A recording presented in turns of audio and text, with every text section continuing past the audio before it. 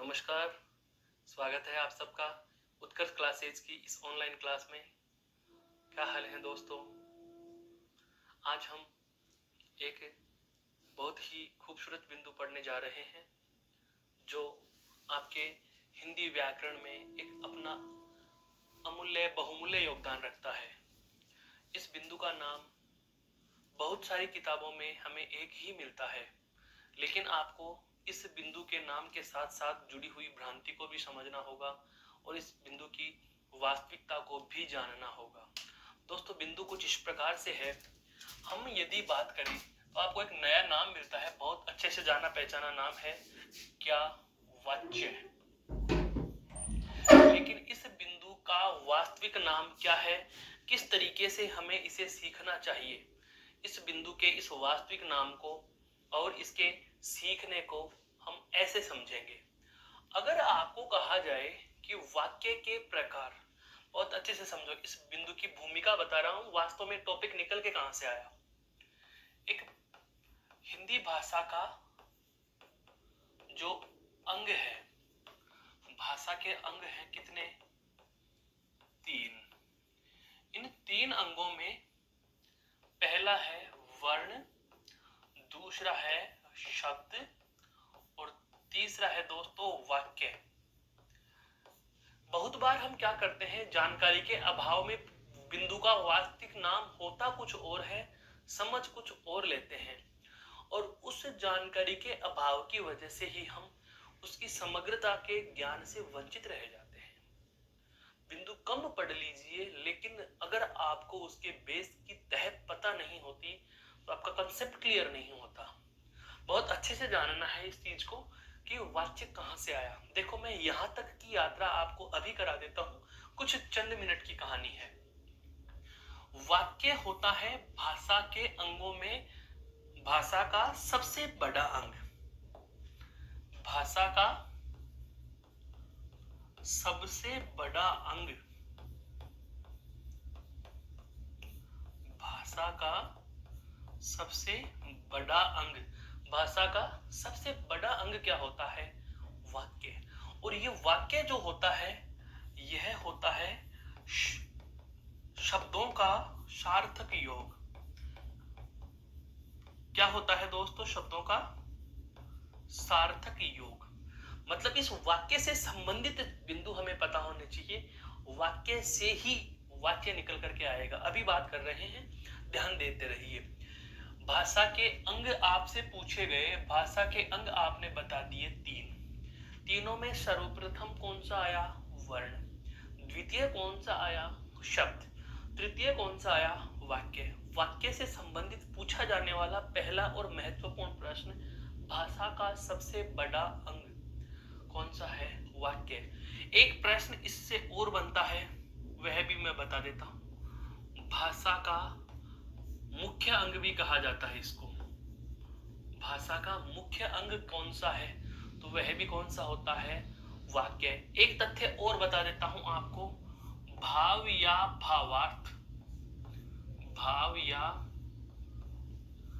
भावार्थ के आधार पर, भाव या भावार्थ के आधार पर भाषा की सबसे छोटी इकाई, भाव या भावार्थ के आधार पर भाषा की सबसे छोटी इकाई, भाषा की सबसे छोटी इकाई, भाव या भावार्थ के आधार पर भाषा की सबसे छोटी इकाई, भाषा का मुख्य अंग या भाषा का सबसे बड़ा अंग क्या होता है मित्रों? वाक्य होता है। यह बनता कैसे है? तो शब्दों के सार्थक योग से क्या बनता है? वाक्य बनता है। फिर बात आती है वाक्य के प्रकारों की। फिर बात कहा जाती है दोस्तों वाक्य के प्रकारों की। तो वाक्य के प्रकारों में हम 3 तथ्य पढ़ते हैं। कितने तथ्य पढ़ते हैं दोस्तों? 3 तथ्य पढ़ते हैं। हमें किताबों में केवल 2 मिलते हैं, 2 जो पूर्व में हम पढ़ भी चुके हैं, हम उनकी चर्चा भी कर चुके हैं। क्या क्या मिलते हैं? सबसे पहला जो तथ्य मिलता है वह मिलता है संरचना, प्रयोग व संरचना के आधार पर तीन प्रकार होते हैं। प्रयोग व संरचना के आधार पर कितने प्रकार होते हैं दोस्तों? तीन प्रकार होते हैं। दूसरा महत्वपूर्ण तथ्य आता है, वह आता है क्या? अर्थ के आधार पर। किसके आधार पर दोस्तों? अर्थ के आधार पर। दूसरा कौन सा है? अर्थ के आधार पर। और अर्थ के आधार पर हम पढ़ चुके हैं कितने प्रकार होते हैं? 8 प्रकार होते हैं। कितने होते हैं? 8 प्रकार होते हैं। तीसरा और एक महत्वपूर्ण प्रकार जो है, जो हम अलग नाम से पढ़ते हैं, होना है क्या? क्रिया के आधार पर वाक्य। हो सकता है आपके लिए यह नाम नया हो, अभी बताऊंगा कहां मिलेगा। क्रिया के आधार पर वाक्य। अगर आपसे पूछा जाए कि क्रिया के आधार पर वाक्य के भेद कितने होते हैं, तो दोस्तों 3 भेद आते हैं। कितने आते हैं? 3 भेद आते हैं। लेकिन अब सुनना, जो प्रयोग व संरचना के आधार पर 3 नाम हैं, साधारण वाक्य, संयुक्त वाक्य और मिश्र वाक्य, ये हम बहुत बार पढ़ते हैं, लगातार पढ़ते हैं, बार बार पढ़ते हैं। अर्थ के आधार पर 8 प्रकार कुछ इस प्रकार से हैं नाम। सबसे पहला विधानार्थक वाक्य है, दूसरा आज्ञार्थक वाक्य है, तीसरा इच्छार्थक वाक्य है, चौथा प्रश्नार्थक वाक्य है, पांचवा संदेहार्थक वाक्य है, छठा संकेतार्थक वाक्य है, सातवां निषेधा प्रश्नार्थक वाक्य है और आठवां आपका विस्मयार्थक वाक्य है, विस्मय बोधक वाक्य है। तो ये जो 8 प्रकार है अर्थ के आधार पर, ये आपके दूसरे आधार के हो गए। लेकिन तीसरा और एक महत्वपूर्ण आधार आता है, वह क्या है? ध्यान दीजिए, क्रिया के आधार पर वाक्य के भेद आपसे पूछ लिए जाए तो क्रिया के आधार पर वाक्य के कितने भेद हो गए? 3। और इन 3 प्रकारों को ही हम दूसरा नाम क्या देते हैं? वाच्य देते हैं। मेरे कहने का आशय यह हुआ कि आप चाहें तो इस बिंदु को यह भी लिख सकते हो, क्या? क्रिया के आधार पर वाक्य। क्रिया के आधार पर वाक्य। कुछ समझ में आया? मेरे कहने का आशय क्या है? क्रिया के आधार पर वाक्य कह दो या वाच्य कह दो, ये दोनों नाम आपके एक जैसे होते हैं। सर ये नाम हमने खूब सुना है, यह नाम नहीं सुना। अरे भाई, अगर एनसीईआरटी पढ़ोगे तो वाक्य के प्रकारों में सबसे पहला ये दे रखा है, क्रिया की प्रधानता के आधार पर वाक्य के 3 भेद हैं, कर्ता प्रधान कर्तृवाच्य, क्रम प्रधान क्रमवाच्य और भाव प्रधान भाववाच्य। कहने का मतलब यह हुआ कि क्रिया के आधार पर वाक्य के भेद कह दो, सुनना ध्यान से, क्रिया के आधार पर वाक्य के भेद कह दो या वाच्य कह दो, बिंदु दोनों नाम अलग अलग, वास्तव में एक ही हैं। और वाच्य जो होता है वह होता है क्या? कथन। वाच्य क्या होता है? वैसे कथन होता है। अंग्रेजी में आप इसको क्या कहते हो? वॉइस। क्या कहते हो? वॉइस। एक्टिव और पैसिव वॉइस जिसमें आप पढ़ते भी हैं। समझ में आ रहा है मेरा कहने का मतलब? तो ये कथन होता है। अब ये कथन ऐसा है कि अगर कथन में क्रिया की प्रधानता कर्ता के अनुसार हो, क्रिया की प्रधानता यदि कर्ता के अनुसार हो तो उसे कर्तृवाच्य कहेंगे। यदि क्रिया की प्रधानता आपके कर्म के अनुसार हो तो उसे कर्मवाच्य कहेंगे। और क्रिया की प्रधानता यदि भाव के अनुसार हो तो उसे भाववाच्य कहेंगे। मेरे कहने का आशय यही हुआ कि हमारे वाक्य में या इस वाच्य बिंदु के अंतर्गत महत्वपूर्ण भूमिका किसकी होगी? क्रिया की होगी। किसकी होगी? क्रिया की प्रधानता होगी। अब यह जो क्रिया की प्रधानता है, यह निर्भर किस पर करेगी? हो सकता है कर्ता पर करे, हो सकता है कर्म पर करे, या हो सकता है भाव पर करे। अब क्रिया की प्रधानता कर्ता, कर्म या भाव में से जिसके अनुसार जिस पर हो रही है आप उसे वही नाम दे देंगे। पुनः समझिए पूरी वार्ता को मेरे दोस्तों, कि क्रिया के आधार पर जो वाक्य पढ़ते हैं उसी बिंदु का नाम है वाच्य। उसी बिंदु का नाम है वाच्य। वाच्य के नाम से मेरे बहुत सारे साथियों को, मेरे विद्वान भाई विदुषी बहनों को बहुत शंका डर होता है। हिंदी व्याकरण के वाक्य वाले बिंदु के अंतर्गत सब ये कहते हैं कि सर साधारण वाक्य, संयुक्त वाक्य, मिश्र वाक्य तो हमें आते हैं। अरे भाई, सबसे कठिन अगर कोई होता है तो वो यही होता है।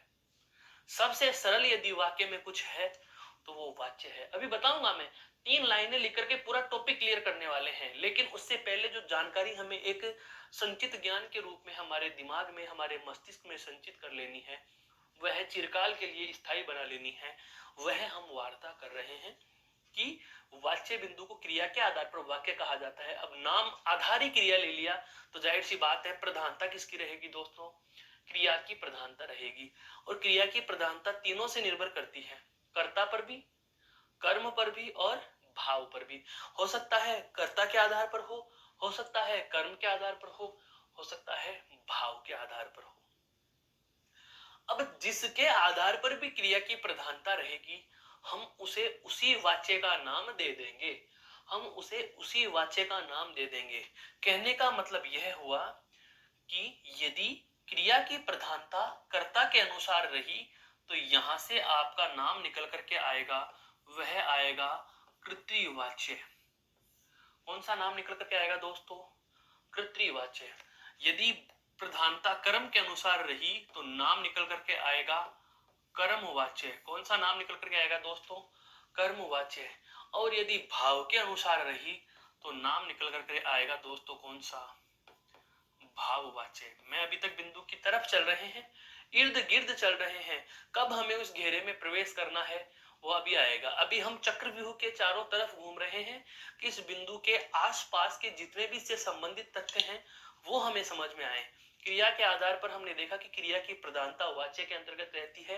क्रिया की प्रधानता कर्ता के अनुसार भी हो सकती है तो कर्तृवाच्य रहेगा, कर्म के अनुसार हो सकती है तो कर्मवाच्य रहेगा, भाव के अनुसार हो सकती है भाववाच्य रहेगा। यहां तक की बात समझ में आई? एक बार इसको बहुत गौर से देख लीजिए, फिर हम अगली स्लाइड पर बात करते हैं कि किस तरीके से वाच्य में कौन कौन सी कंडीशनों में क्रिया का लिंग और वचन किसके अनुसार होगा।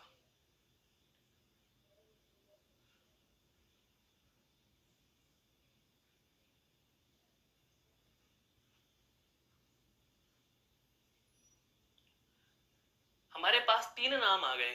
3 नाम कौन कौन से आए? कर्ता, कर्म और भाव। अब देखो, बात कर रहे हैं हम किसकी दोस्तों? वाच्य की। किसकी बात कर रहे हैं? वाच्य की। वाच्य में सबसे पहली बात क्रिया का लिंग और वचन। वाच्य में हमें जानना, जांचना क्या होता है दोस्तों? क्रिया का लिंग और वचन। वाक्य में क्रिया का लिंग और वचन हमें देखना होगा। हो सकता है क्रिया का लिंग और वचन किसके अनुसार हो? कर्ता के अनुसार। हो सकता है क्रिया का लिंग और वचन किसके अनुसार हो? कर्म के अनुसार। हो सकता है क्रिया का लिंग और वचन किसके अनुसार हो? भाव के अनुसार। किसके अनुसार हो? भाव के अनुसार हो। स्थितियां हमें समझनी है। कैसे? देखो, कर, कर्ता और कर्म ये दोनों क्या है दोस्तों? कारक है। ये दोनों क्या है दोस्तों? कारक है। कारक। कर्ता और कर्म क्या है? दोनों कारक। कर्ता कारक की विभक्ति क्या होती है? ने। कर्ता कारक की विभक्ति क्या होती है? ने होती है। कर्म कारक की विभक्ति क्या होती है? को। क्या होती है? को। भाव कोई कारक नहीं, भाव की कोई विभक्ति नहीं। अब हमें देखना यह है कि कौन से वाक्य की कंडीशन ऐसी होगी कि क्रिया का लिंग और वचन कर्ता के अनुसार होता है, कौन से वाक्य की कंडीशन ऐसी होगी कि क्रिया का लिंग और वचन कर्म के अनुसार होता है, कौन से वाक्य की कंडीशन ऐसी होंगी कि क्रिया का लिंग और वचन कर्ता और कर्म के नहीं बल्कि भाव के अनुसार होता है। तो हम उन स्थितियों को पहले जानते हैं।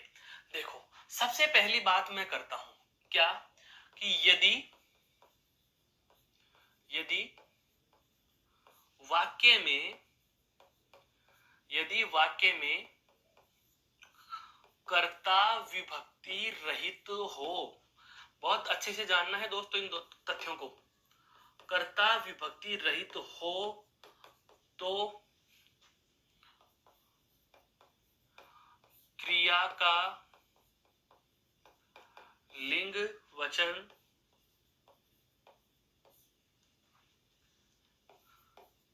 सदैव कर्ता के अनुसार होगा।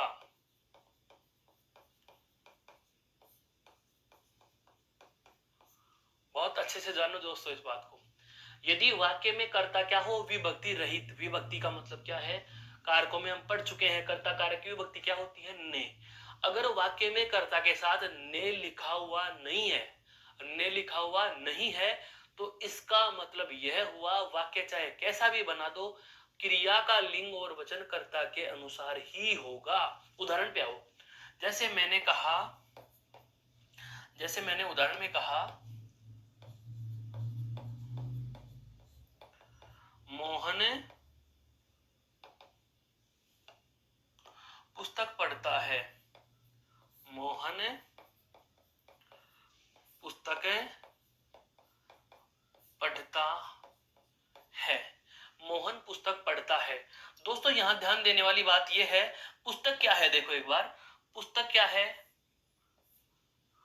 कर्म। कर्ता कौन है, मोहन। क्रिया क्या है उसकी, पढ़ना। कैसे समझेंगे, क्रिया का लिंग और वचन कर्ता के अनुसार है या नहीं है, जांचो। हम पद परिचय ले लेते हैं। पढ़ना क्रिया, पढ़ता है या पढ़ती है, इसका मतलब पढ़ना क्रिया क्या है, यहां पर पुल्लिंग। पढ़ता है या पढ़ते हैं, पुल्लिंग और एक वचन। मोहन भी क्या है, पुल्लिंग और एक वचन। ठीक है। पुस्तक शब्द क्या है दोस्तों, स्त्रीलिंग और एक वचन। स्त्रीलिंग और एक वचन। अब यहां पर ध्यान देने वाली बात है, हमारी बात सिद्ध करने के लिए कि वास्तव में ऐसा है या नहीं, हम क्या करेंगे, कर्ता को बदल कर देखेंगे। लाइन क्या कह रही है, यदि वाक्य में कर्ता विभक्ति रहित, कर्ता विभक्ति रहित, कर्ता के साथ ने लिखा हुआ नहीं होना चाहिए। कर्ता के साथ, मोहन के साथ ने लिखा हुआ नहीं है। जैसे मोहन की जगह थोड़ी देर के लिए मान लीजिए मैंने लिखा राधा। वाक्य को ऐसा का ऐसा लिख दूं, राधा पुस्तक पढ़ती है, राधा पुस्तक पढ़ता है। हूबहू लिखा हमने पढ़ता है, वाक्य अशुद्ध हो गया। राधा पुस्तक पढ़ता है या पढ़ती है, पढ़ती है। इसका मतलब यह हुआ कि वाक्य में कर्ता विभक्ति रहित है तो क्रिया कर्ता के अनुसार होगी।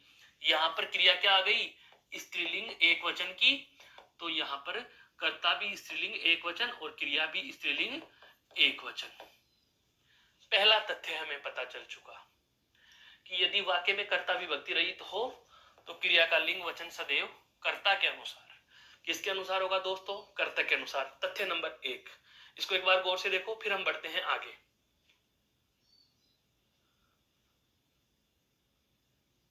दूसरी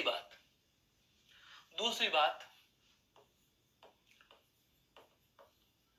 यदि वाक्य में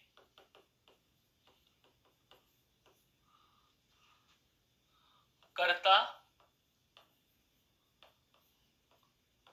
विभक्ति सहित हो और कर्म विभक्ति रहित हो,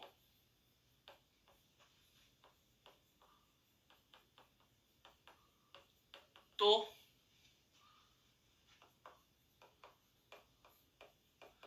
क्रिया का लिंग वचन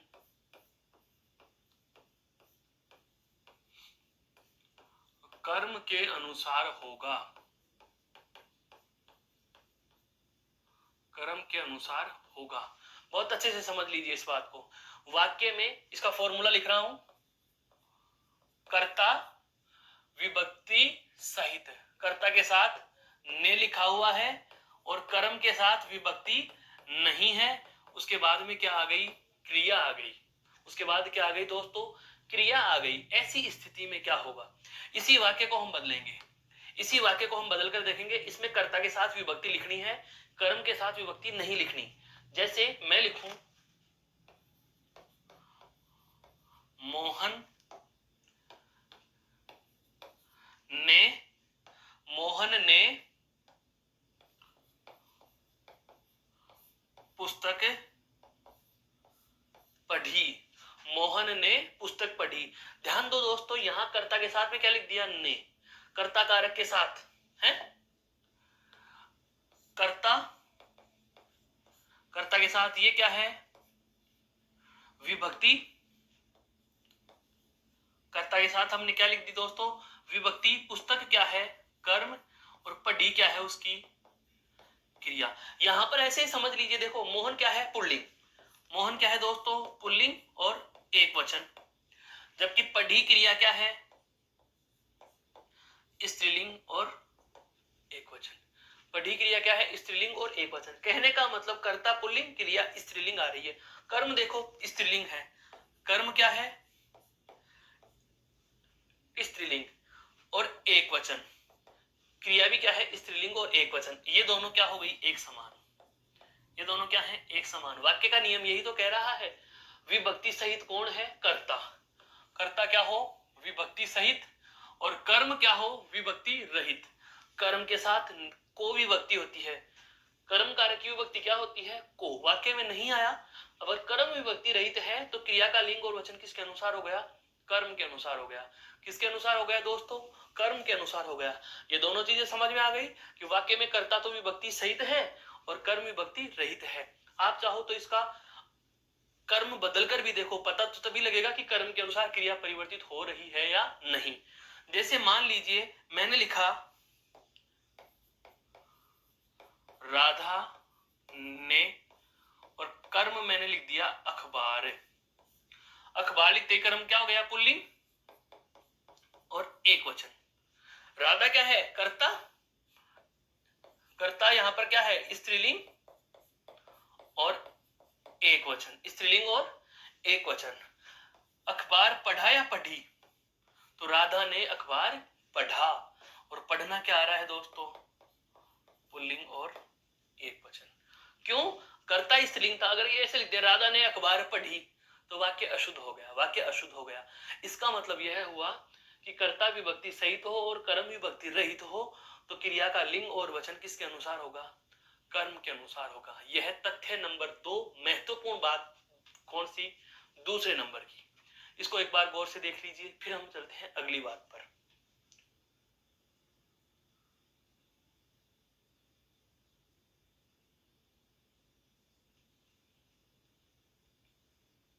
पहले वाक्य में हमें क्या मिला था? पहले वाक्य में हमें क्या मिला था? कर्ता विभक्ति रहित, कर्म भी विभक्ति रहित। दूसरे वाक्य में हमें क्या मिला? कर्ता विभक्ति सहित और कर्म विभक्ति रहित। अब एक ऐसा वाक्य आ जाए जिसमें कर्ता और कर्म दोनों ही विभक्ति सहित हो तो क्रिया का लिंग और वचन किसके अनुसार होता है? यह बात जाननी है हमें।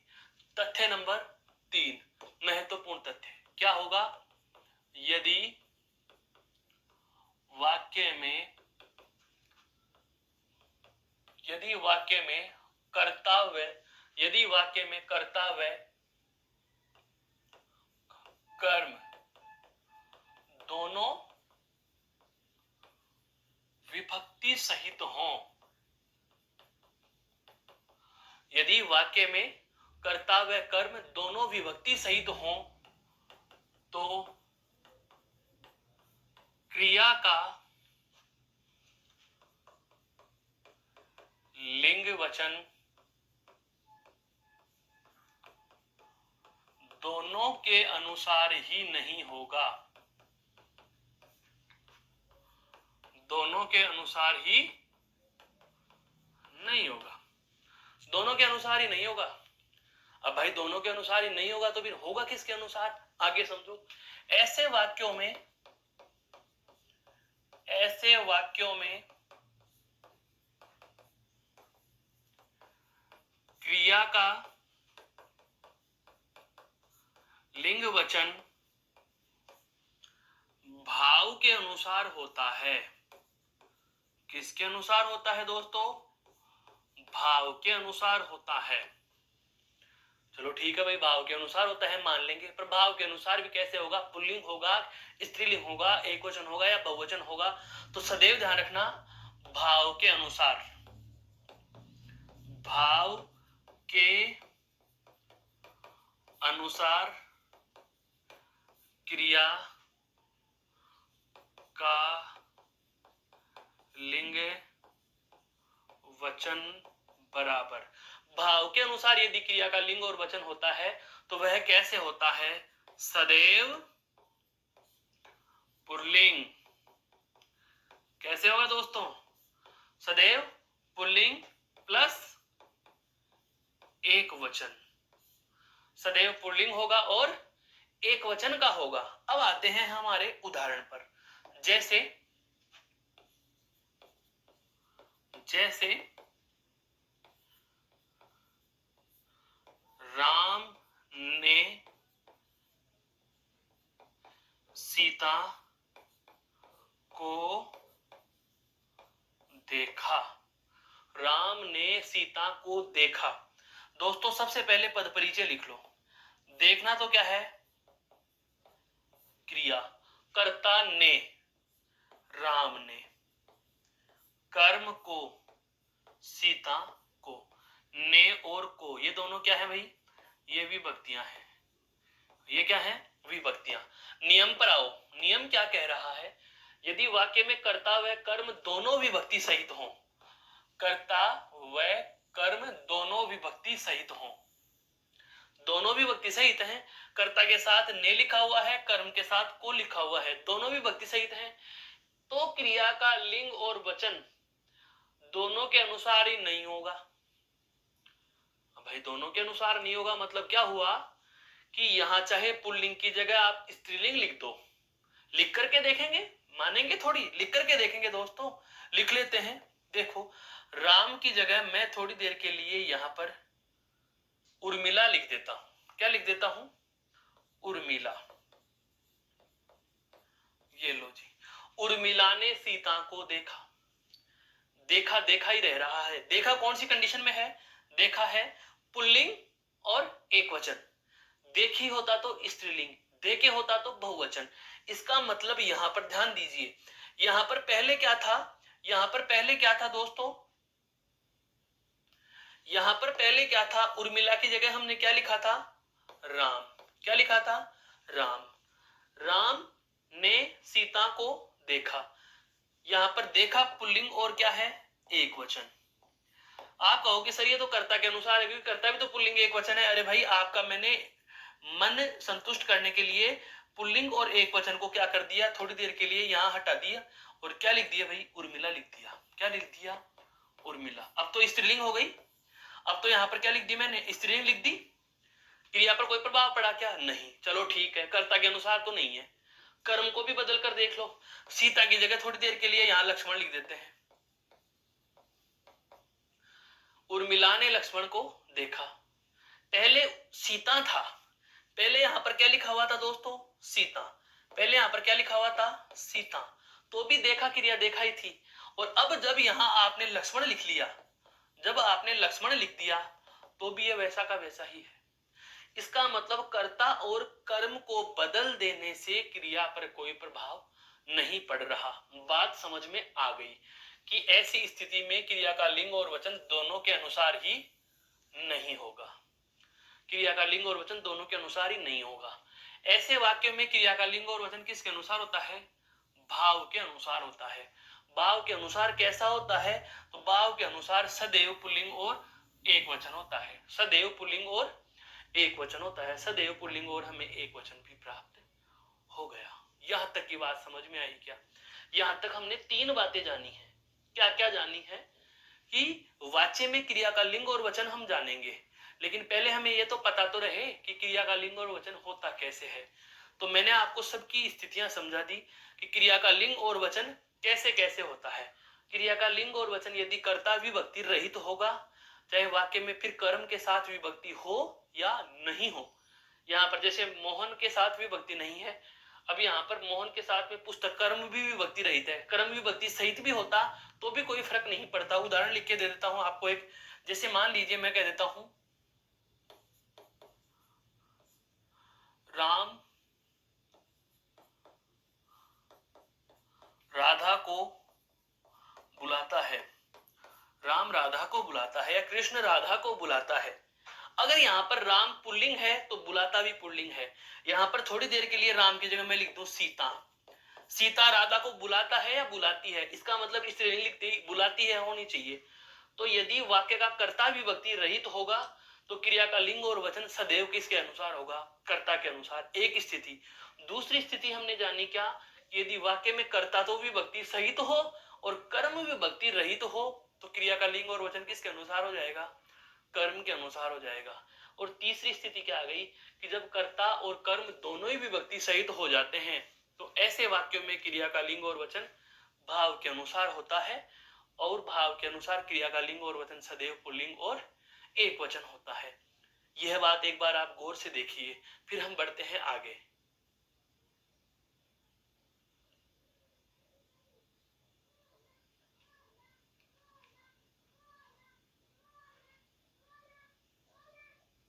दोस्तों ये तो बेसिक से 3 तथ्य मैंने आपके समक्ष प्रस्तुत कर दिए।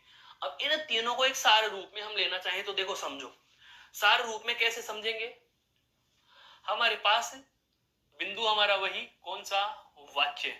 वाच्य में जानेंगे क्या, क्रिया का लिंग और वचन।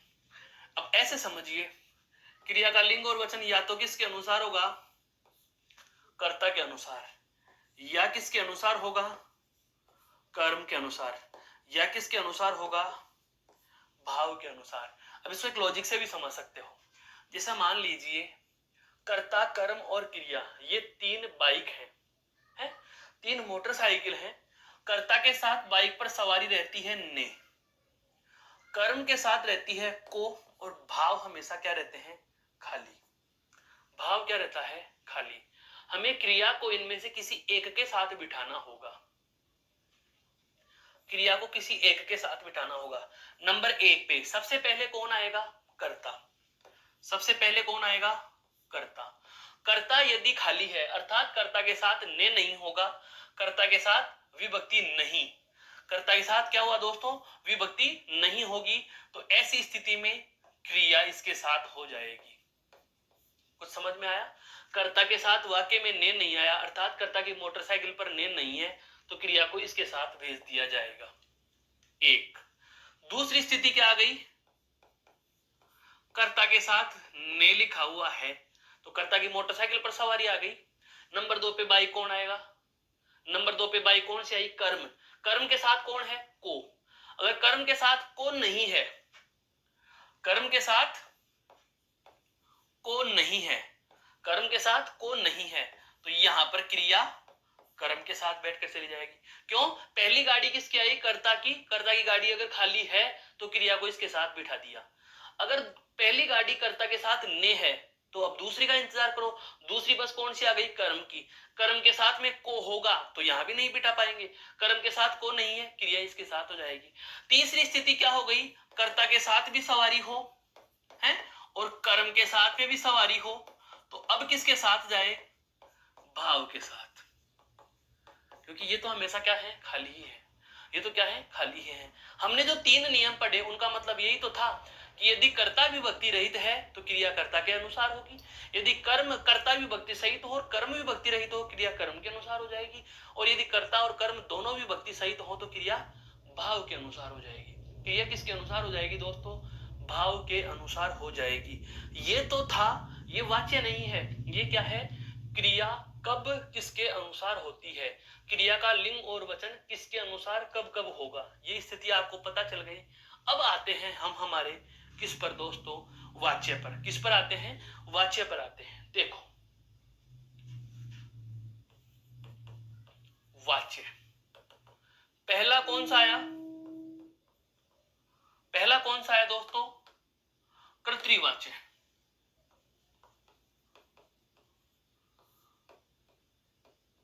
कर्तृवाच्य का मतलब क्या हुआ, क्रिया का लिंग और वचन किसके अनुसार होगा, कर्ता के अनुसार होगा। तो परिभाषा क्या हो जाएगी, यदि वाक्य में प्रयुक्त क्रिया का लिंग वचन कर्ता के अनुसार हो तो वहां कर्तृवाच्य होता है, तो वहां कर्तृवाच्य होता है। जैसे यदि अब समझना, कर्ता डैश क्रिया, जैसे यदि कर्ता डैश क्रिया, कर्ता यदि क्या हो, पुल्लिंग होगा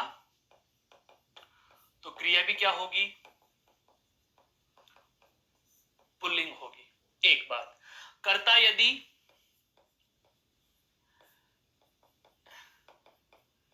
स्त्रीलिंग होगा तो क्रिया भी क्या होगी, स्त्रीलिंग होगी, है।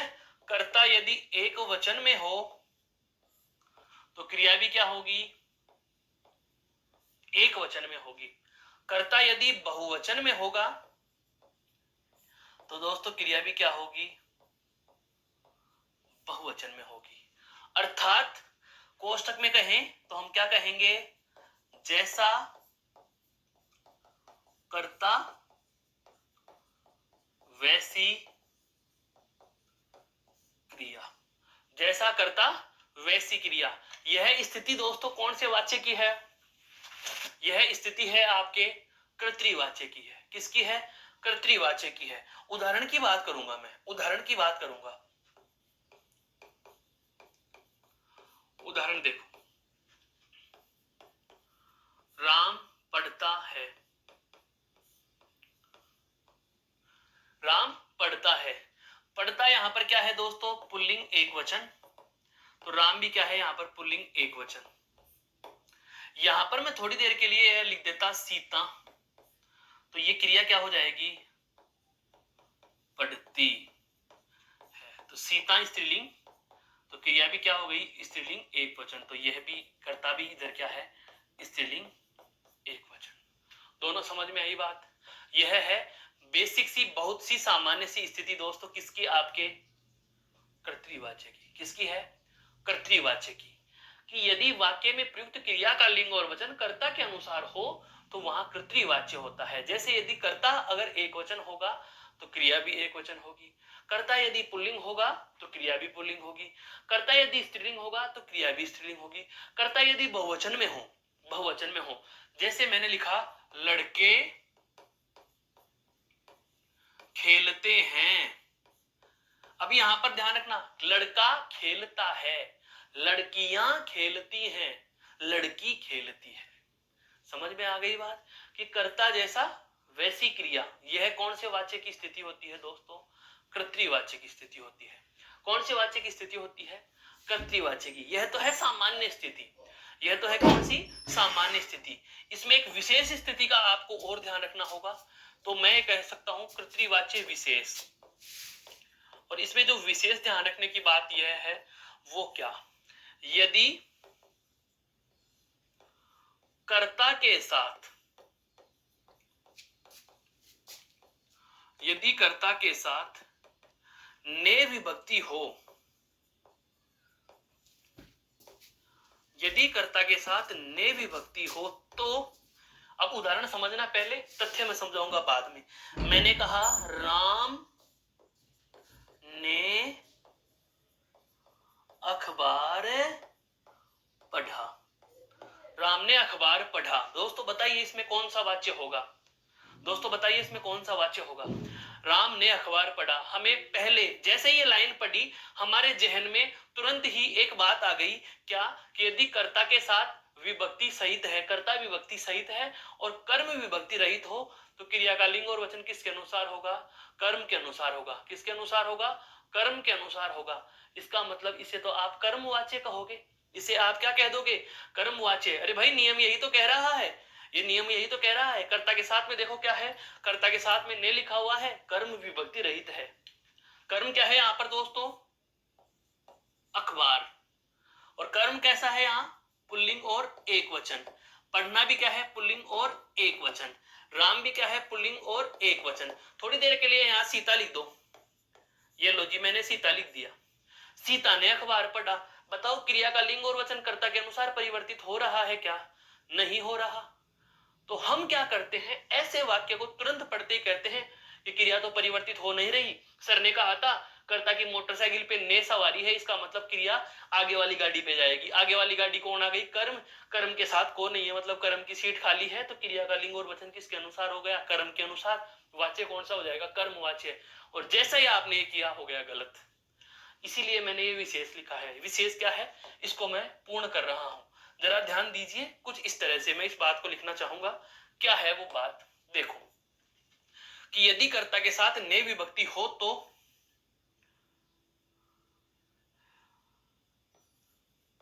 क्रिया का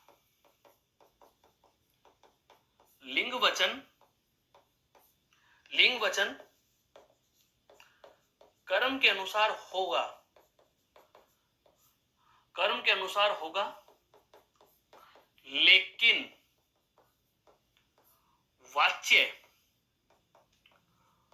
वाच्य सदैव कर्तृ ही होगा।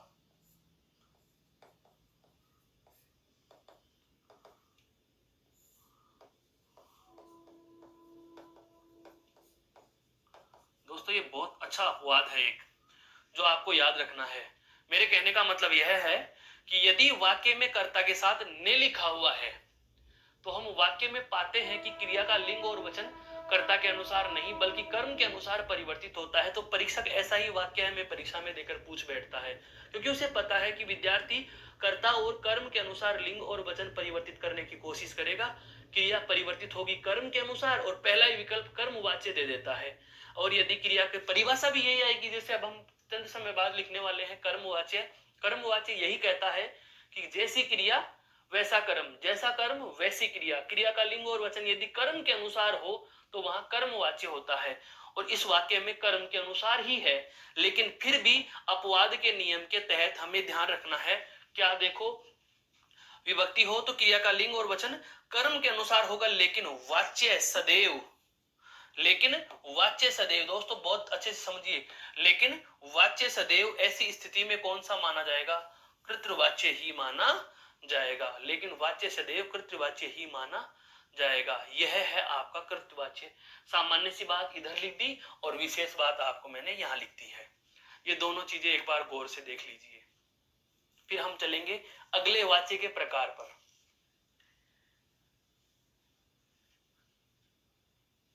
यह तो था कौन सा? कर्तृवाच्य।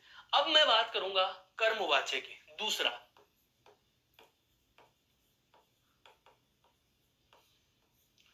कर्मवाच्य। यदि वाक्य की क्रिया का लिंग वचन, यदि वाक्य की क्रिया का लिंग वचन कर्म के अनुसार हो,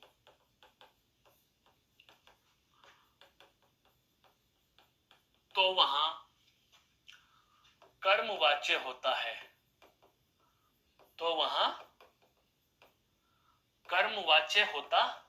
है। अर्थात जैसा कर्म वैसी क्रिया। यदि, अब समझना स्थिति को, यदि कर्म क्या है? पुल्लिंग होगा, तो क्रिया भी क्या होगी दोस्तों? पुल्लिंग होगी। क्रिया भी क्या हो जाएगी? पुल्लिंग हो जाएगी। कर्म यदि स्त्रीलिंग हो, है, कर्म यदि स्त्रीलिंग हो तो क्रिया भी क्या हो जाएगी? स्त्रीलिंग होगी। कर्म यदि एक वचन होगा तो क्रिया भी क्या होगी? एक वचन। कर्म यदि बहुवचन हो तो क्रिया भी क्या हो जाएगी? बहुवचन। क्या हो जाएगी दोस्तों? बहुवचन। मेरे कहने का आशय यही हुआ कि जैसा कर्म वैसी क्रिया। दोनों एक जैसे होंगे, बिल्कुल एक जैसे। अब बात आ जाती है कि सर वाक्य में पहचानेंगे कैसे, तो यहां पर एक बहुत महत्वपूर्ण चीज लिख रहा हूं। कर्मवाच्य में कर्ता के साथ से या के द्वारा, कर्मवाच्य में कर्ता के साथ से या के द्वारा विभक्ति का प्रयोग होता है। विभक्ति का प्रयोग होता है।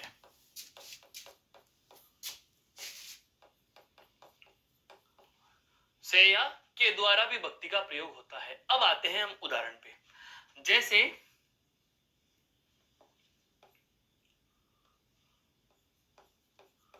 जैसे राम के द्वारा, कर्ता के साथ मैंने से या के द्वारा का प्रयोग कर लिया, राम के द्वारा। अब इसमें आप चाहे कोई भी कर्म जोड़ दो, राम के द्वारा अखबार पढ़ा गया, राम के द्वारा अखबार पढ़ा गया। अब यहां पर पढ़ा गया, यह क्या है दोस्तों, क्रिया। ये क्या है, कर्म। के द्वारा क्या है, विभक्ति। राम कौन है, कर्ता। कर्ता कैसा है आप बता दोगे, श्रीमान जी यह पुल्लिंग और एक वचन का कर्ता है। बिल्कुल। कर्म भी क्या है, पुल्लिंग और एक वचन का है। क्रिया भी क्या है, पुल्लिंग और एक वचन की है। कैसे पता चले, कर्म और कर्ता तो दोनों एक जैसे हैं, हम इनमें से किसी एक को बदलेंगे। उदाहरण पे आओ, मैंने राम की जगह लिख दिया राधा, थोड़ी देर के लिए राम की जगह क्या लिख लेते हैं, राधा। वाक्य कैसे बनेगा, वाक्य कुछ इस प्रकार से होगा, क्या कि राम के द्वारा अखबार पढ़ा गया। अब मैं बोलूंगा राधा, स्त्रीलिंग हो गया, राधा स्त्रीलिंग हो गया, राधा के द्वारा अखबार, राधा स्त्रीलिंग है। अगर क्रिया कर्ता के अनुसार होती तो राम पढ़ा गया, राधा पढ़ी गई आना चाहिए था। राधा के द्वारा अखबार पढ़ा गया, पुल्लिंग ही आ रहा है। इसका मतलब यह हुआ कि कर्ता को कितना भी परिवर्तित कर लो, कर क्रिया के लिंग और वचन पर कोई प्रभाव नहीं पड़ रहा। लड़के के द्वारा अखबार पढ़ा गया, लड़की के द्वारा अखबार पढ़ा गया, लड़कों के द्वारा अखबार पढ़ा गया, लड़कियों के द्वारा अखबार पढ़ा गया, पुरुष के द्वारा अखबार पढ़ा गया, पुरुषों के द्वारा अखबार पढ़ा गया, महिला के द्वारा अखबार पढ़ा गया, महिलाओं के द्वारा अखबार पढ़ा गया, छात्र के द्वारा अखबार पढ़ा गया, छात्राओं के द्वारा अखबार पढ़ा गया। कर्ता को कितना भी बदल दिया, क्रिया पढ़ा गया कि पढ़ा गया ही रही। अब मैं यदि इस अखबार को बदलता हूं, कर्म को बदलता हूं, जैसे राम के द्वारा, और मान लीजिए मैंने लिख दी यहां पर पुस्तकें, पुल्लिंग की जगह क्या लिख दिया, स्त्रीलिंग लिख दिया। राम के द्वारा पुस्तकें, तो पढ़ा गया नहीं आएगा, अब क्या आएगा, राम के द्वारा पुस्तकें पढ़ी गई। दोस्तों क्या आ जाएगा, पढ़ी गई। राधा के द्वारा पुस्तकें पढ़ी गई। मेरे कहने का आशय यही हुआ कि यदि वाक्य की स्थिति इस प्रकार से है कि कर्ता के साथ से या के द्वारा विभक्ति जुड़ी हुई हो और कर्म विभक्ति रहित तो होगा। देखो कर्म के साथ कोई विभक्ति जुड़ी हुई नहीं है, कर्म के साथ कोई विभक्ति जुड़ी हुई नहीं है, और वाक्य में कर्म भी आ रहा है, वाक्य में कर्म भी आ रहा है, क्रिया से कर्मक भी आ रही है। जबकि कर्तृवाच्य की स्थिति एक और देख लो आप, जैसे लड़के खेलते हैं, राम पढ़ता है, सीता पढ़ती है, राधा चलती है, ये लो राधा चलती है, ये अकर्मक क्रिया हो गई है।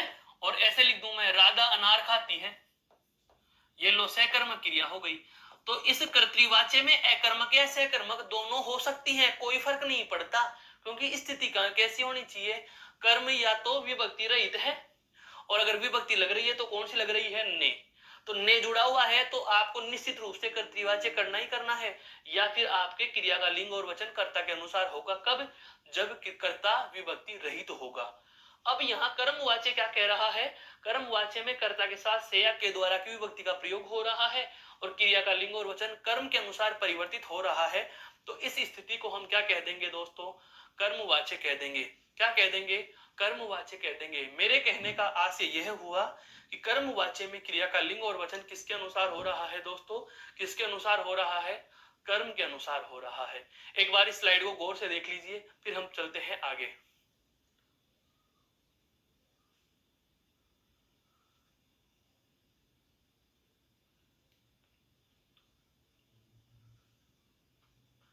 हाँ भाई, अब अगली बात आती है अगले वाच्य की। अगली बात, अगला वाच्य कौन सा है दोस्तों? तीसरा और अंतिम प्रकार कौन सा है भाई? भाववाच्य। परिभाषा समझो। परिभाषा में हमने कर्तृवाच्य में क्या पढ़ा? कर्तृवाच्य में क्या पढ़ा दोस्तों? कर्तृवाच्य में हमने यह पढ़ा कि क्रिया का लिंग और वचन यदि कर्ता के अनुसार हो तो कर्तृवाच्य। कर्मवाच्य में क्रिया का लिंग और वचन किसके अनुसार हो गया? कर्म के अनुसार। अब चलता हूं मैं कहां? भाववाच्य पर। किस पर जा रहा हूं मैं? भाववाच्य पर। अब देखो भाववाच्य, वही स्थिति याद करिए, ये ऐतिहासिक पल कब? अभी अभी हमने जाना था क्या कि यदि वाक्य में क्रिया का लिंग और वचन न तो कर्ता के अनुसार हो और न कर्म के अनुसार हो, वो स्थिति कौन सी थी? अभी अभी मैंने आपको बताया था क्या कि कर्ता व कर्म दोनों विभक्ति सहित हैं। कर्ता व कर्म दोनों विभक्ति सहित हैं तो लिंग और वचन दोनों के अनुसार ही नहीं होगा। ऐसी स्थिति में किसके अनुसार होता है? भाव के अनुसार होता है। तो जाहिर सी बात है वही भाववाच्य होंगे, वही भाववाच्य होंगे। तो भाववाच्य की हम परिभाषा कुछ इस प्रकार से लेंगे दोस्तों, क्या कि यदि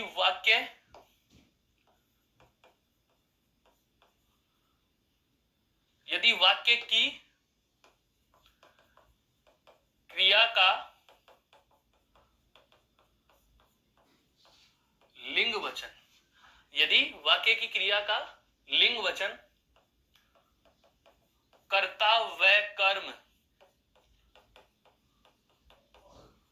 दोनों के अनुसार नहीं होता, दोनों के अनुसार ही नहीं होता,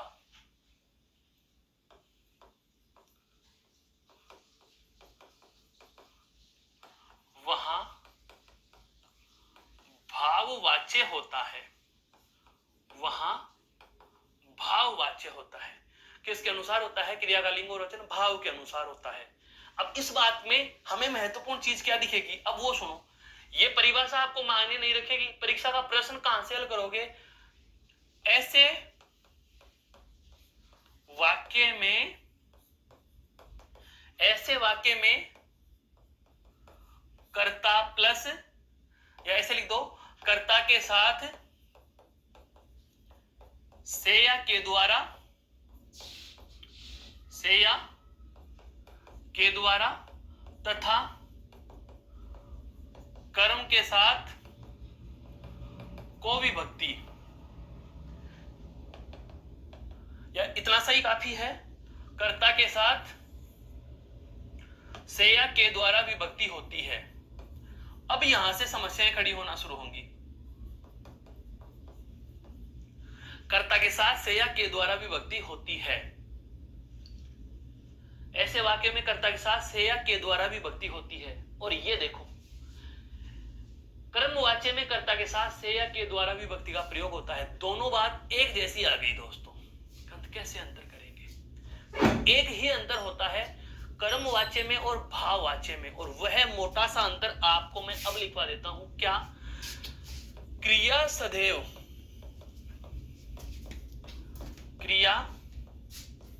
सदैव अकर्मक होगी। क्रिया सदैव कैसी होगी?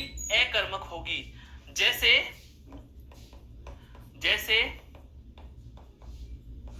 राम से चला नहीं जाता। राम के साथ से या के द्वारा लिख दिया, चला नहीं जाता। चलना क्रिया क्या है दोस्तों? अकर्मक है। चलना क्रिया क्या है? अकर्मक है। अब यहां पर मैं एक चीज और बता देना चाहूंगा।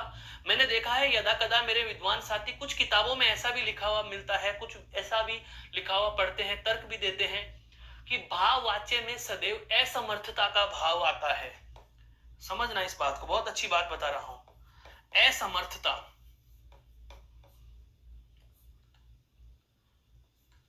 असमर्थ का भाव, असमर्थता।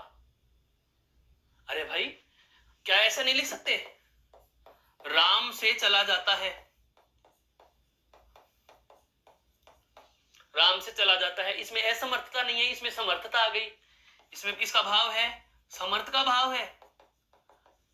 तो ध्यान दीजिए, जहां कहीं भी आपको ऐसा लिखा हुआ मिलता है कि भाववाच्य में केवल नकारात्मक अर्थ नहीं वाला या असमर्थता के भाव को व्यक्त करने वाले वाक्य ही आएंगे, तो ऐसा मानना पर्याप्त नहीं होगा, ऐसा मानना सीमित हो जाएगा। ध्यान रहे, भाववाच्य में समर्थता असमर्थता से कोई लेना देना नहीं है। भाववाच्य वहां होगा जहां क्रिया का लिंग और वचन, कर्ता और कर्म दोनों के अनुसार ही नहीं होता। क्यों नहीं होता वो भी जान लीजिए। क्रिया सदैव कैसी होगी? अकर्मक। इसका मतलब वाक्य में तो कर्म आया ही नहीं, और जब वाक्य में कर्म है ही नहीं तो क्रिया कर्म के अनुसार तो हो नहीं सकती। हट गया, बचा कौन? कर्ता। कर्ता के साथ क्या जुड़ गई? से या के द्वारा विभक्ति। अभी अभी मैंने आपको क्या बताया था? अभी अभी मैंने आपको क्या बताया था कि यदि कर्ता की मोटरसाइकिल पर सवारी है, से या के द्वारा है, कर्ता के साथ से या के द्वारा है, कर्ता के साथ से या के द्वारा है, तो जाहिर सी बात है सवारी हो गई, तो क्रिया तो इसके अनुसार हो ही नहीं सकती। कर्म वाक्य में दिया नहीं, क्रिया इसके साथ जा नहीं सकती, तो कर्म तो आज आया नहीं, कर्म तो आज आया नहीं, और कर्ता खाली है नहीं, तो क्रिया के लिए कौन बचा? भाव। क्रिया के लिए कौन बचा? भाव बचा। तीनों को हम तुलनात्मक दृष्टि से देखें, तीनों वाच्यों को हम तुलनात्मक दृष्टि से देखें, तो तीनों में हम एक ही चीज पाते हैं। क्या? कर्तृवाच्य में क्रिया अकर्मक से अकर्मक कोई सी भी हो, कोई मतलब नहीं है। कर्मवाच्य में क्रिया सदैव सकर्मक और भाववाच्य में क्रिया सदैव अकर्मक। तो कुछ इस प्रकार से, अब एक बार मैं तीनों का एक तुरंत रिवीजन करा देता हूं। कर्तृवाच्य, यदि वाक्य में प्रयुक्त क्रिया का लिंग और वचन कर्ता के अनुसार हो तो वहां कर्तृवाच्य होगा। क्रिया सदैव अकर्मक से अकर्मक कोई सी भी आ सकती है। यदि कर्ता के साथ ने जुड़ा हुआ है तो वाक्य में वास्तव में क्रिया का लिंग और वचन बदलता तो किसके अनुसार है? कर्म के अनुसार, लेकिन माना कौन सा जाएगा? कर्तृवाच्य। एक बात हमें पता चली। दूसरा वाच्य अभी हमने पढ़ा, कौन सा पढ़ा भाई? कर्मवाच्य पढ़ा, कि यदि वाक्य में क्रिया का लिंग वचन कर्म के अनुसार हो तो वहां कर्मवाच्य होता है। बिल्कुल कर्मवाच्य मान लेंगे, लेकिन ऐसे वाक्य में देखो कर्ता के साथ क्या लिखा हुआ मिल रहा है? से या के द्वारा, और क्रिया सदैव सहकर्मक। क्रिया सदैव सहकर्मक, यह चीज भी यहां जोड़ सकते हो आप। क्रिया सदैव सहकर्मक, क्योंकि क्रिया सहकर्मक, कर्म होगा वाक्य में तो ही क्रिया उसके अनुसार होगी ना, तो क्रिया सदैव सहकर्मक होगी। और लास्ट में अभी अभी हमने जाना, भाववाच्य में क्रिया का लिंग और वचन कर्ता और कर्म दोनों के अनुसार ही नहीं होता, वहां भाववाच्य होता है। ऐसे वाक्य में कर्ता के साथ से या के द्वारा विभक्ति होती है और क्रिया सदैव कैसी होगी? अकर्मक होगी। क्रिया सदैव कैसी होगी? अकर्मक होगी। अब इतने सारी परिभाषाएं, इतने सारे उदाहरण, इतने सारे नियम किसे याद रहे? वही तो बात है, जहां हम हैं वहां एक बोर्ड पर एक टॉपिक होना चाहिए, और एक बोर्ड पर एक टॉपिक वाच्य को भी ले लेते हैं। तो दोस्तों, अब वाली जो मैं स्लाइड लिखने जा रहा हूं वह आपके लिए सार गर्भित और अंतिम वाच्य की, या हम कहें संपूर्ण वाच्य का एक सार एक बोर्ड पर लिखने जा रहे हैं। कुछ देखो इस प्रकार से, बिंदु है आपका कौन सा? वाच्य। बस इतना ही ध्यान रखना। पहला प्रश्न, कितने प्रकार का? 3 प्रकार का। नाम लिखो भाई। सबसे पहला कौन सा? सबसे पहला है कर्तृवाच्य। सबसे पहला कौन सा लिखेंगे दोस्तों? कर्तृवाच्य लिख दो। सबसे पहले कौन सा है? कर्तृवाच्य। दूसरा है कर्मवाच्य, और तीसरा है भाववाच्य। बस ये 3 लाइनें अब मैं लिखने जा रहा हूं। ये तीनों लाइनें आपके लिए बेहद बेहद महत्वपूर्ण होंगी। सबसे पहली लाइन, कर्तृवाच्य क्या होता है? कर्तृवाच्य में हमें क्या मिलेगा? कर्ता विभक्ति रहित। बस इतना सा देखो, समझ रहा हूं, तरीका समझना। कर्ता अगर विभक्ति रहित है तो लाइन आगे पढ़ना ही मत, डायरेक्ट आंसर कौन सा करोगे? कर्तृवाच्य। फैक्ट है, समझ में आया? कर्ता विभक्ति रहित हो गया अंतर। आगे बढ़ो। कर्मवाच्य में कर्ता के साथ में क्या है, से या के द्वारा, और बावाच्य में भी कर्ता के साथ क्या है, से या के द्वारा। ये लो भाई, अब इन दोनों में तो कॉमन हो गया, दोनों में कॉमन बात आ गई, घबराने की आवश्यकता नहीं है। इस यहां तक के तथ्य में आप एक वाक्य पहचान गए कि अगर वाक्य में कर्ता के साथ कोई भी विभक्ति लिखी हुई नहीं है, कुछ भी नहीं है, कर्ता विभक्ति रहित का मतलब कर्ता के साथ से, ने, के द्वारा कुछ भी लिखा हुआ नहीं होगा, आंसर सदैव कौन सा हो गया, कर्तृवाच्य। और यदि कर्ता के साथ से या के द्वारा, से या के द्वारा लिखा हुआ है तो आपके पास विकल्प कितने हो गए, दो। हो सकता है कर्मवाच्य, हो सकता है भाववाच्य। अंतर करो कैसे, तो यदि कर्ता के साथ से या के द्वारा और सहकर्मक क्रिया मिल जाए, कौन सी दोस्तों, सहकर्मक क्रिया मिल जाए, तो जवाब कौन से में जाएगा, कर्मवाच्य में। और यदि अकर्मक क्रिया मिल जाए, यह है विद्वान विदुषी भाई बहनों के लिए बहुत अच्छे से डायरेक्ट जो आंसर निकालेंगे हैं, सीधे से आप यही लगाओ। आपने वाक्य पढ़ा मोहन ने, तो जाहिर सी बात है ये वाला लिख दो, कर्ता प्लस ने। समझ में आया कुछ, या तो कर्ता विभक्ति रहित तो होगा, या फिर कर्ता के साथ में कौन सी विभक्ति होगी, ने। ठीक है, क्रिया सहकर्मक अकर्मक दोनों, कोई सी भी हो सकती है, क्रिया सहकर्मक अकर्मक दोनों, कोई सी भी आए कोई फर्क नहीं पड़ रहा। कर्तृवाच्य की एक ही कंडीशन ध्यान रखनी है, या तो कर्ता विभक्ति रहित होगा, और यदि कर्ता के साथ विभक्ति आएगी तो केवल और केवल क्या आएगी भाई, ने आएगी। क्या आएगी, ने आएगी। कर्मवाच्य में क्या होगा, देखो सहकर्मक अकर्मक, सहकर्मक अकर्मक दोनों, तो यह तो अंतर हो ही गया, यह तो अंतर हो ही गया। अब इन दोनों में यहां तक समानता थी, यहां तक समानता है ना, ये लो, ये दोनों में कॉमन हो गई, तो ये दोनों वाली अंतर वाली बात हो गई, ये दोनों के अंतर वाली बात होगी। मेरे कहने का आशय यह हुआ कि अगर आपको वाक्य दिया जाए, अब तीनों के मैं उदाहरण ले रहा हूं, जैसे मान लीजिए मैंने लिखा राम बाजार गया, ये लो, बदलने की कोई जरूरत नहीं है, राम करता है, जाने काम राम ने किया, राम के साथ ने के द्वारा से कुछ नहीं लिखा हुआ, सदैव आंसर कौन सा होगा, कर्तृवाच्य। कौन सा हो गया, कर्तृवाच्य है। मुझसे आम खाया नहीं जाता। अब देखो, रटने वाला विद्यार्थी, समझने वाला विद्यार्थी, मुझसे आम खाया नहीं जाता, अरे यार असमर्थ रहा, बा वाला वाक्य आ गया, बा वाच्य कर दे। अरे भाई कहां से कर देगा, मुझसे के द्वारा लिखा हुआ है, क्या खाया नहीं जाता, आम। क्रिया कैसी हो गई, कर्म, अर्थात सहकर्मक। क्रिया कौन सी हो गई, सहकर्मक, से विभक्ति जुड़ी हुई है, सदैव आंसर कौन से में जाएगा, कर्मवाच्य में, क्योंकि कर्ता के साथ से या के द्वारा जुड़ा हुआ और सहकर्मक क्रिया हो, तो जवाब क्या हो जाएगा, कर्मवाच्य। और ऐसे आ जाए तो मुझसे देखा जाता है, मुझसे देखा जाता है, मुझसे देखा नहीं जाता, कुछ भी लिख दो। क्या देखा जाता है, उस कर्म का नाम लिखा नहीं, प्रत्यक्ष कर्म हमें मिला नहीं, अकर्मक में गिन लेंगे, आंसर कौन सा हो जाएगा, वाच्य। अर्थात वाच्य की इस संपूर्ण कहानी का सार मैंने आपके समक्ष इन 3 लाइनों में उपस्थित कर दिया कि कर्तृवाच्य है तो कर्ता या तो विभक्ति रहित होगा, और यदि कर्ता के साथ विभक्ति लिखी जाएगी तो केवल और केवल क्या होगी, ने। क्रिया अकर्मक से अकर्मक दोनों में से कोई भी हो, कोई फर्क नहीं पड़ता। कर्मवाच्य में कर्ता के साथ से या के द्वारा होगा, और क्रिया सदैव कौन सी होगी, सहकर्मक। भाववाच्य में कर्ता के साथ से या के द्वारा होगा, क्रिया सदैव कौन सी होगी, अकर्मक हो जाएगी। दोस्तों यह था आपका कौन सा, क्रिया के आधार पर वाक्य कह सकते हो, या महत्वपूर्ण प्रकार वाक्य में वाच्य। आशा करता हूं यह बिंदु आपको बेहद पसंद आया और समझ में आया होगा। फिर भी कोई शंका और समाधान समस्या हो तो आप बेझिझक कमेंट करके पूछ सकते हैं। इसके बाद हम फिर से मिलेंगे अगली कक्षा में कुछ नए बिंदुओं के साथ। तब तक के लिए नमस्कार, जय हिंद, जय भारत।